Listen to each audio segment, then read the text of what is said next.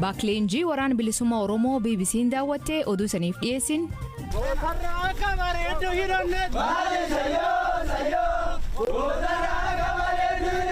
Akkaatuma itti yaanee guutumaa guututti Oromiyaa itti dhuunfannu keessatti naannoo Oromiyaa bakkeewwan naannoo Amaaraa daangessuu cimsanii eeguu ibsan. Namoonni siviiliin deddeemuun hin danda'ama inuma deemu garuu namoonni akka waan buqqaan fakkaatanii deeman tokko hin jiru jechaadha. Isaan bakkuma dhufanitti deebisaa jirra. Kanaaf oduu dabalatan waliin tura an Asli Galgaloo.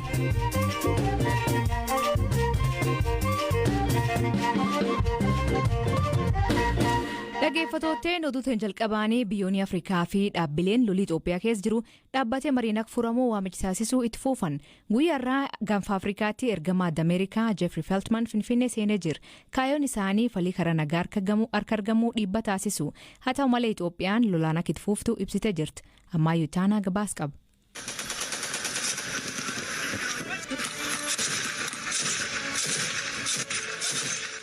Itoophiyaan oduu ijoo addunyaa akkuma taatetti jirti. Dhimmi dubbii ijoo immoo lola kaaba Itoophiyaa jirudha. Keessumaa gaafa kibxataa labsii muddamaa labsamee hordofe biyyoonni qawwee lafa kaa'aa teessuma dura walga'aa jecha watwaatutti jiru. Osoo addunyaan waamicha kana taasistu garuu tajaajilli kominikeeshinii mootummaa ibsaarra waaree booda baaseen duula Itoophiyaa baraarutti milkaa'aa jirra biyyi ololaan jigdeen jirtu jechuun lola akka itti fufuu ibse. Hoogganaan finciltoota Tigraayis torbanuma kana lola akka itti fufan ibsaniiru.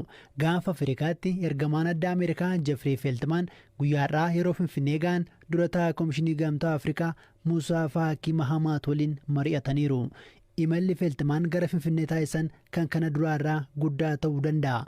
Kanneen lola keessa jiran lola dhaabanii mariitti akka deebi'an irra deebiin gaafatu. Yoo lolli dhaabatu baate garuu Ameerikaan tarkaanfii cimaa akka fudhattu akeekkachiisaniiru. Kunis qoqqobbiidha. Kanas akeekuuf mootummaa waliin akka kana duraa itti hin fufnu jechuun tibbana dubbataniiru. Biyyi ollaa Itoophiyaa Keeniyaan haala Itoophiyaa keessa jiru of eeggannoon akka hordofaa jirtu ibsiteetti. Pirezidaantiin biyyattii Uhuru Keeniyaattaa waraana Itoophiyaa ilaalchisuun ibsa roobii baasaniin lolli kun dhaabbachuu qabaa jedhaniiru. Pirezidaantiin Yuugaandaa Yuwerii Museveniin immoo bulchitoota baha Afrikaa waliin yeroo dhiyootti dhimma Itoophiyaa irratti mari'atuuf akka jiran gabaafameera. Dhaabbati Igaadis waraanni atattamaan akka dhaabbatuuf ibsa kamisa baaseen gaafateera. Dhimmuma lola kanaan yaaddoon roobii kaleessaa ministeera muummee Abiy Ahmed waliin bilbilaan haasa'uu isaanii barreessaan olaanaa UN Antooniyoo Guuterees ibsuun isaanii ni yaadatama.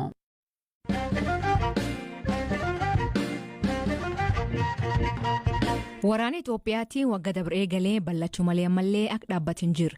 Sababa waraan kanaan immoo gatii guddaa kaffalaa jiranii fi jidduutti kan miidhaman lammiilee nagaa jalqabaa naannoo Tigray ergasii Afaaraa fi Amaaratti lol ballateen yeroo ammaa akka UN jedhuutti lammiilee miliyoona 7 ol deeggarsa nyaata barbaada. Akka fakkeenyatti Hiwoot haadha ijoollee lama sababa lol kanaa fi ilmi isii tokko hanqina nyaataaf saaxilamee hospitaal seen ta'ullee qorsa argachuun rakkoo.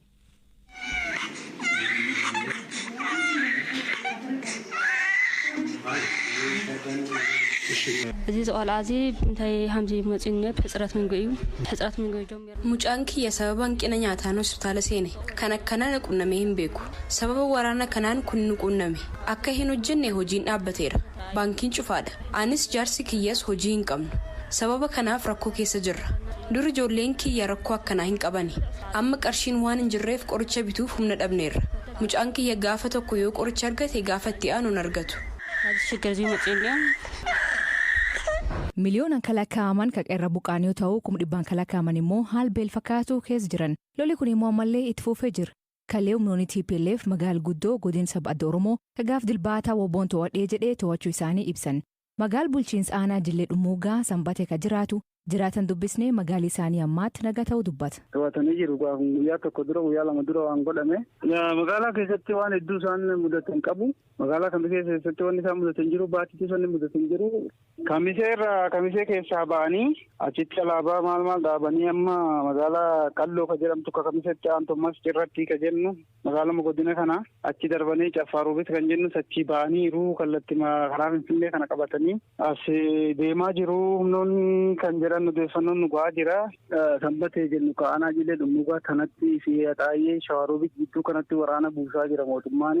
Kanaaf yoomnoonni sun dhufanii as ga'anii magaalaa irratti tarii lolli kan uumamu taate sodaachuu qabna malee hanga ammaatti sanbateen harkuma mootummaa jettee xaayeenii.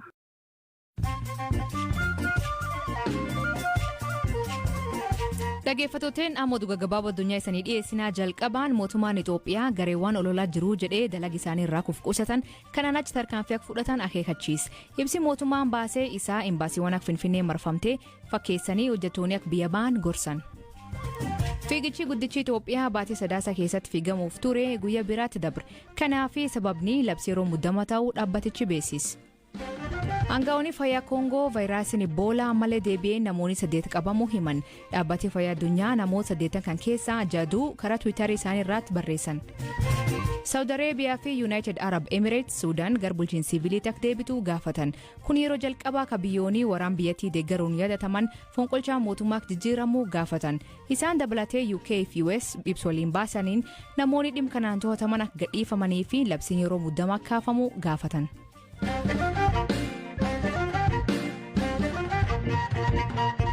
Lolkaa Itoophiyaa tammaatu hordofee mootummaa naannoo Oromiyaa daangaa gam naannoo Amaaraas daangessuutti to'annoo nageenya cimsuu ibsa.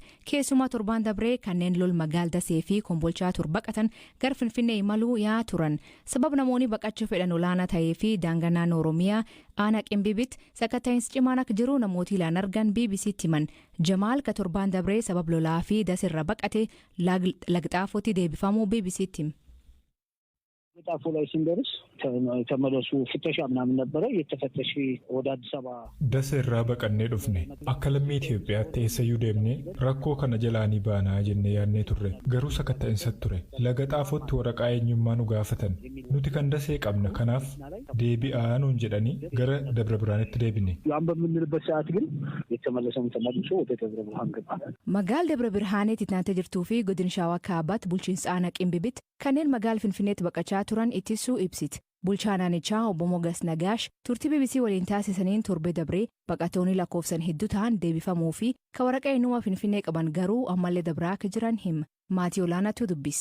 Ilmeessan guyyaa afuun dura haalli ture alagaarin turre namoonni keessatti dafee irraa buqqaa turan hawaasa bal'aatu maatii isaa qabatee karaa Finfinneetti godaanaan turani amma sa'aatii kanatti garuu Ramadan milano wajjin almost bakka jirutti dhaabbateera.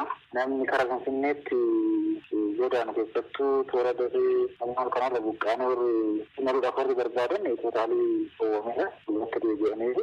Ammatti haala qabatamaa magaalaa keenyaatiin daangaarra waan jiru sakatta'iinsi karaa adda ta'een gaggeeffamaa jira. Amma karaa magaalaa Shanootiin gara Finfinneetti imaluun hin danda'amaa? Daandii imaluun hin danda'ama garuu namni waraqaa eenyummaa Finfinnee qabu imalaa jira. Nama waraqaa eenyummaa Finfinnee hin qabne kan dafee gara biraa qabaate garuu duubatti deebi'e. Maaliif buqqaa jira waan ta'eef namoota buqqaan jiran dhufan qofa duubatti deebi'ee akka qabanidha. Anis hojii keessa jiraama. Keessumaa amma namoonni gara kanatti baqachaa jiru rakkoon nageenyaa tarii naannaa keessanitti uumamuu danda'a. Qophii naannaa keessanii maal fakkaata naannaa sanitti daangaarra waan jirtaniif? Rakkoon nageenyaa uumamu jechuu hin dandeenyu. Uumamuu danda'an jedhu sanatti nama keessa galchine ammatti qaama nageenyaa keessattuu milishaan aanaa kana keessa magaalaa kana keessa jiru isaan baay'atee toora milishaa itti afur kan ta'u magaalaa irratti galeera. Magaalaa shan irratti jechuudha. Milishaa kana isaan baay'atanii irraa karaa biraatiin ammatti godinaalee biraatis ta'e milishaan lakkoofsa hedduu ta'e gara aanaa keenyatti galeera.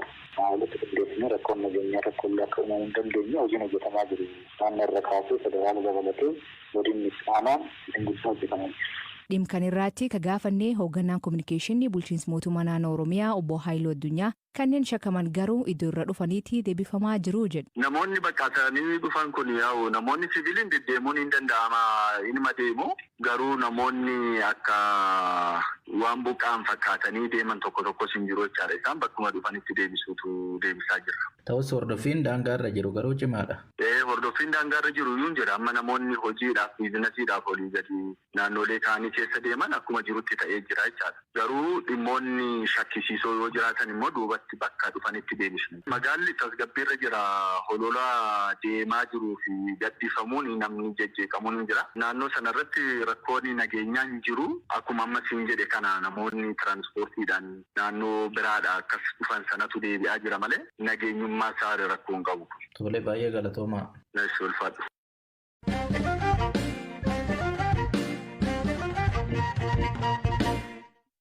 Itoophiyaan amma rakkoo hama keessa jirti. Waldhibdeen mootummaa federaalaa fi finciltoota Tigraay jireenyi biyyattii akka hin tasgabboofne gochaa jira. Ji'a lamaan dabree waraanni bilisuma Oromoo mootummaa waraanuuf humnoota Tigraayin waliin michoomuu ibsanii turan. Gaazexeessituun BBC Kaatiriin Biyaruhanga loltoota waraanichaa birgaa'uun gabaasa kan qopheessite. Gargalgalaa loltoonni WBO 400 ta'an sochii waraanaa irra jiran. Hedduun isaanii dargaggoota. Dubartoota of keessa qaban. Jaal Gammachiis Abooyyee ajaja itaana WBO. Osoo wareegama guddaan hin bahin akkaatuma itti yaanee guutumaa guututti Oromiyaa itti dhuunfannu keessatti hojjetaa jirra. Kanas itti milkaa'aa jirra. Finfinneenis marfama keenya keessa jirti. Guutumaa guututti akkaataa itti riphee lolaan ittiin lolutti marfama guutuu keessa jirti jechuudha. Waan isaan jedhan kan mirkaneessuun ulfaata. Garuu waggaa tokkoon dura waan hin yaadamne ture. Mootummaan ammaatti waraan kaabat fuuldeeffatullee bakka garagaraatti uummanni rakkoo keessa jira. Gara kibbaatti dhaabbilee mirgoota namoomaa mootummaan maqaa WBOtiin walumaatti qabee namoota fixuu fi jumlaan nam hidhuu himata.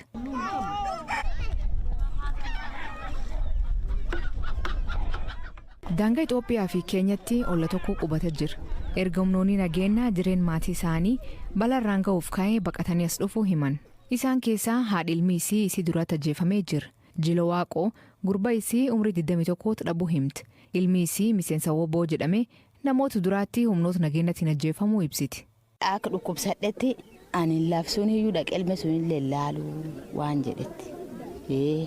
Achuu deebi'ee ilma sun laalu ani hin danda'u sababa akka dhukkubsadhetti sababa Itoophiyaan akkas na tolchitetti. Akkoo maatuu irra hin taatiin ilma mana fuutee naqaltetti. Mootummaan namoota nagaa ajjeesuu hin mormata. Waraanni bilisuma Oromoo mootummaa federaalaan wal loluu dubbata. Garuu aktivistoonni Amaaraa WBO'n saba isaanii irraa xiyyeeffachuu himan. Meeshaalee waraanaa jajjaboo gargaaramu. Dhaqanii warra raddaa sanaa leelan walitti qabanii namoota nagaa ajjeesu. Dubartoota, daa'immanii fi maanguddoota ni dhiphisu. Teewodiroos Tirfeen durtaan waldaa Amaara Ameerikaa akka inni jedhuutti waggaa kan qofaa WBO'n Amaara 800 ol ajjeesuu hima. Lakkoofsa kan mirkaneessuun garuu ulfaata. Waraanni bilisummaa Oromoo yeroo tokkichatti warra Oromoo hin taane duguuguu barbaada. Keessattuu Amaara naannoo Oromiyaa keessa jiraatan. Muummicha ministeeraa Abiyyi Ahmad aangoorraa buqqisanii biyya hundeessuu barbaadu. WBO'n uummata nagaa irratti haleellaa raawwachuu mormatan. Himata kan qulqulleeffachuuf qorannoon akka gaggeeffamu yaada dhiyeessanii turan. Waraanni bilisummaa Oromoo ammaatti lakkoofsi namoota isaanii dabalaa jiru ol ka'ee jira jedhan. Erga hayyoonni siyaasaa fi mormitoonni hedduun hidhaman furmaata barbaaduuf kun akka falaatti ilaalamaa jira. Sababii hanqawwee filadhee fi Itoophiyaa keessa nagaan qabsaa'uu hin danda'anii nagaan jiraachuu hin danda'an. Mootummaan Itoophiyaa mootummaa afaan qawweetiin ijaarama. Mootummaa sabaaf sablammoota 80 ol waltidhee biyya tokko keessa bulchuu jira. Fedhii isaatiin malee mootummaa impaayiraati. Sababni ani OLF'tti dabalamee fi Itoophiyaa keessatti saamiinsa uummata Oromoo irratti hidhaan uummata Oromoo irratti mirga dhabuun uummata Oromoo waan baay'atee fi kanaaf OLF'tti dabalamuu danda'eera.